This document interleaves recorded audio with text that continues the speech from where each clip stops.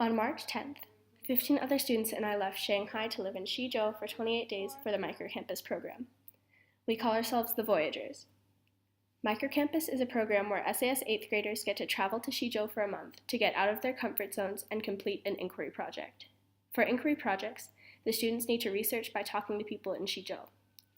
My inquiry project topic, which I chose before arriving in Xizhou, is love and marriage. I chose to study this topic because I thought it would help me build strong connections with the people I talked to. In order to understand the modern ideas women have about love and marriage in Xizhou, one might consider the common reasons for marriage, origin of ideology surrounding love and marriage, and the perspectives of women in their 20s and younger.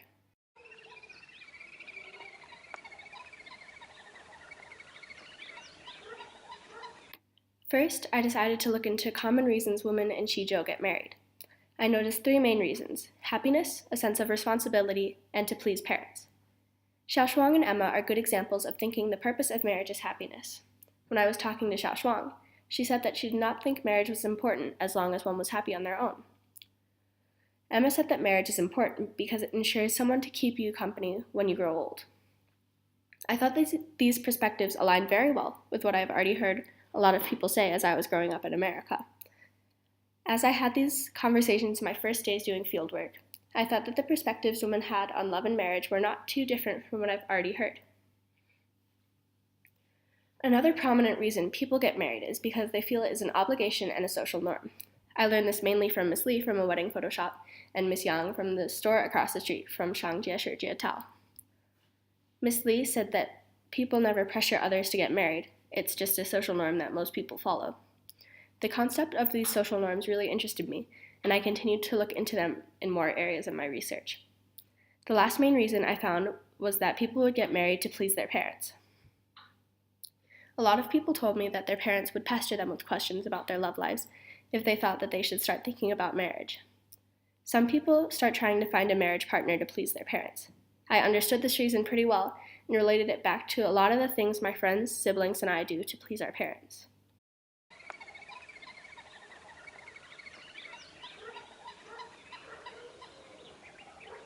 Then I looked into the origin of belief systems people formed about love and marriage. I found that the main way people formed their belief systems was from the examples their family and friends set.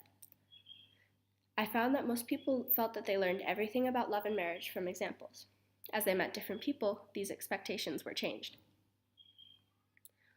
When I talked to Miss Yang from the store across the street from Shangjieshijie Tao, she said that she wished she listened to her own ideas instead of following what everyone else was doing.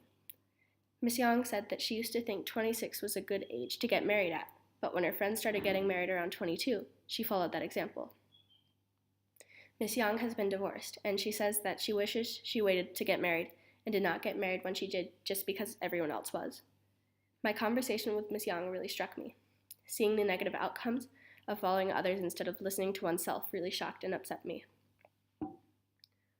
Most people I talked to seem to express the feeling that there are unspoken rules about love and marriage that everyone was taught. Such rules include a certain age that most people should be married by, marrying within the same socio-economic class, and so on. This really surprised me. I was confused as to how people could learn these unspoken rules without being physically told, but then I realized the same thing happened where I grew up, just about different topics.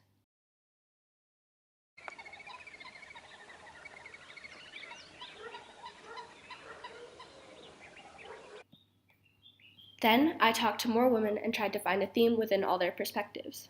Though everyone had their own unique perspective, I found that a lot of people seemed to think of dating as more of an individual topic than marriage. Almost everyone I talked to said that dating was about having fun and liking someone, but marriage includes both of the families involved. For example, most people will marry within the same social or economic class. However, there seem to be fewer rules that apply to dating. Also, the average age for marriage that I found was around 23. This age makes a lot of sense because of the research I did before coming to Xizhou. Before coming to Xizhou, I found that if women in big cities are not married by the age of 25, they are talked about and called shengnu, or leftover women.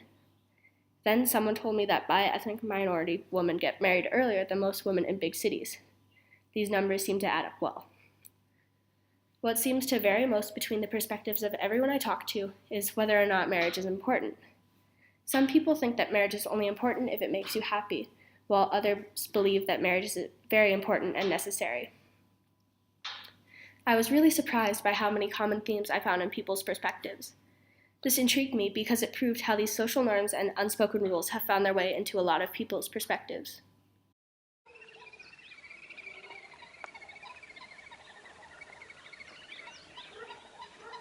Through my time in Chijo, I have learned a lot about love and marriage, but also myself. I have found that there are a lot of social norms and unspoken rules surrounding love and marriage that have seeded themselves deep into the thoughts, ideas, and actions of a lot of people here. However, some people go against these rules for the sake of their own happiness. This has taught me a lot about the way I want to live my life. Here, I have found that I used to live my life by following what everyone else was doing, even if it made me upset for weeks on end.